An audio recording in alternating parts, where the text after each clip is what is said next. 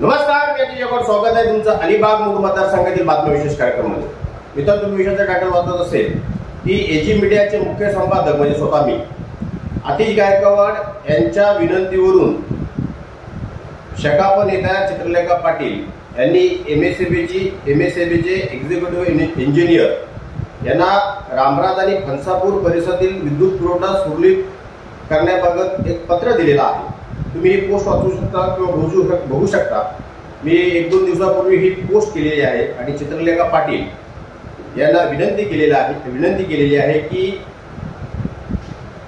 अलिबाग तालुक्यातील रामराज आणि फणसापूर विभागातील एमएससीबीच्या अंतर्गत येणारे हे जे विभाग आहेत, इथली जी लाईट आहे ती वारंवार जात आहे. त्याच्याबद्दल गेले कित्येक दिवस मी पोस्टवर पोस्ट करत आहे, परंतु तशा पद्धतीने एवढं मी पोस्ट करत असताना सुद्धा त्याच्यावर काहीतरी उपाययोजना करून विद्युत पुरवठा सुरळीत करण्यासाठी महावितरणचं मला वाटतं काहीही महावितरणने काम केलेलं नाही आहे. रोज लाईट जाते ती जातेच. त्याबद्दल मला सत्ताधाऱ्यांकडून भरपूर प्रमाणात ट्रोलही करण्यात आलं.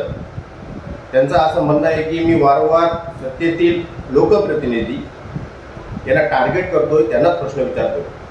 तर आता ह्या सत्तेतील सुद्धा चित्रलेखा पाटील नाही आहेत. त्यांना आपण विनंती केलेली होती की तुम्ही तरी काहीतरी करा, परंतु त्यांनी लगेच सत्तेत नसताना सुद्धा आतिश गायकवाड एक पत्रकार म्हणून अलिबाग मूळ मतदारसंघातील बातम्या विशेष कार्यक्रमामध्ये जनतेच्या समस्यांसाठी झगडत असतो. एक सुशिक्षित नागरिक म्हणून त्यांनी लगेचच माझ्या विनंतीला मान दिला आणि अशा पद्धतीचं लेटर दिलं. मला काही चित्रलेखा पाटील यांना पर्सनली अशा पद्धतीची विनंती करायची काही आवश्यकता नाही आहे, कारण ह्याच्यातून मला काही करोडो रुपये वगैरे नाही मिळणार आहेत. परंतु जनतेच्या समस्या फक्त पत्रकारच मांडू शकतो. पत्रकार हा लोकशाहीचा चौथा स्तंभ भारतामध्ये मानला जातो आणि त्यांनी जर का जनतेच्या समस्या नाही मांडल्या तर जे काही अंधभक्त आहेत ते मांडणार आहेत काय? त्याच्यामुळं मित्रांनो, मला काही अशा गोष्टीच्या टोलचा वगैरे फरक पडत नाही.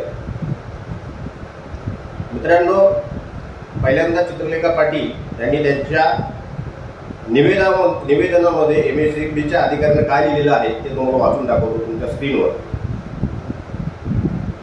प्रति महाकार्यकारी अभियंता महाराष्ट्र राज्य विद्युत वितरण मंडळ अलिबाग विभाग तालुका अलिबाग जिल्हा रायगड दिनांक 5/7/2024. विषय रामराज फणसापूर विभागातील विद्युत पुरवठा सुरळीत करण्याबाबत. महोदय, अलिबाग तालुक्यातील बेलोशी जिल्हा परिषद मतदारसंघातील रामराज फणसापूर परिसरातील विद्युत लाईनद्वारे होणारा विद्युत पुरवठा अनियमित आणि कमी जास्त दाबाने होत असतो. तसेच पावसाळ्यात वारंवार विद्युत पुरवठा खंडित होत असतो. जुन्या विद्युत वाहिन्या जीर्ण झालेल्या आहेत, त्यामुळे विद्युत पुरवठा सुरळीत होत नसून त्या विद्युत वाहिन्या बऱ्याचदा नादुरुस्त असतात. तसेच डीपी ट्रान्सफॉर्मर जवळ बऱ्याचदा स्पार्किंग होत असते. या संदर्भात आम्ही वारंवार आवाज उठवत असतो. तसेच पत्रकार सुद्धा विविध चॅनेलवर वृत्तपत्रात बातमी प्रसिद्ध करून जनतेसाठी न्याय मागत असतात. या प्रकरणातील आपण जातीय लक्ष देऊन विद्युत पुरवठा सुरळीत करण्यासाठी सहकार्य करावी ही विनंती. तर मित्रांनो, ह्या शकाप नेता चित्रलेखा पाटील यांनी आतिश गायकवाडच्या विनंतीवरून एक पत्र एमएससीबी अधिकाऱ्यांना दिलेलं आहे आणि त्या एक सुज्ञ आहेत, हुशार आहेत, सुशिक्षित आहेत, शिक्षित आहेत, शिकलेले आहेत. म्हणून त्यांना आतिश गायकवाडची जनतेच्या बाबतीत असलेली कळकळ ही दिसली आणि त्यांनी एक विरोधक राजकीय नेत्या म्हणून येणाऱ्या कार्यकालामध्ये ते कदाचित आमदार पदाचे उमेदवारी असू शकतात. लगेचच अशा पद्धतीने दाब संबंधित महाराष्ट्र राज्य विद्युत वितरण मंडळाकडे मांडली. मित्रांनो, अशाच पद्धतीने मागच्या वेळेला आतिश गायकवाड यांनी चित्रलेखा पाटील यांना उमटे धरणातील गाळ काढण्याच्या बाबतीमध्ये विनंती केलेली होती आणि त्यांनी लगेचच त्या सीओ रायगड जिल्हा परिषदेला भेटल्याच्या नंतर त्यांनी संबंधित सीओना अशा पद्धतीने गाल उमट्या धरणाचा न काढल्यामुळे लोकांना पिण्याचे पाण्याचे खूप हाल होत आहेत. अशा पद्धतीने तिथं भेटून चर्चा केली. ते फोटो सुद्धा तुम्ही बघू शकता, त्याच्यावर मी व्हिडिओ सुद्धा बनवलेला आहे. आणि मित्रांनो, असं असताना लगेचच अधिकाऱ्यांनी सांगितलं की हे जे धरण आहे ते प्रादेशिक विभाग आहे त्यांच्या मार्फत येतं, त्याच्यामुळं आपल्याकडे फंड नाही, तुम्ही तिथं जाऊन चौकशी करू शकता. काही दिवसातच मित्रांनो चित्रलेखा पाटील यांनी त्यांच्या वैयक्तिक स्वरूपात मी गाल काढते अशा पद्धतीने तिथून परमिशन मिळवली आणि त्याच्यानंतर लगेचच उमटे धरणातील गाल काढायला स्वतःच्या खर्चाने सुरुवात केली. जवळजवळ 15, 16, 17, 18 दिवस मला वाटते काहीतरी तो गाल भर उन्हाळ्यामध्ये चित्रलेखा पाटील यांच्या माध्यमातून काढला आहे.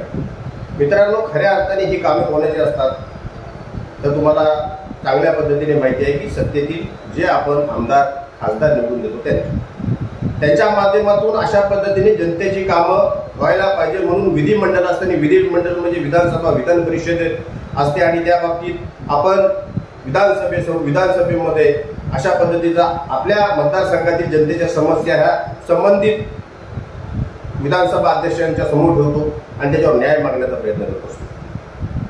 पण मित्रांनो, आपण लोकप्रतिनिधींना प्रश्न विचारायचे नाही. अशा पद्धतीचे सध्या अंधभक्त यांचे विचार माझ्या बाबतीमध्ये आहे. तर मित्रांनो, अशा बाबतीमध्ये त्यांना नक्की किती नॉलेज आहे हे त्यांना देव जातं.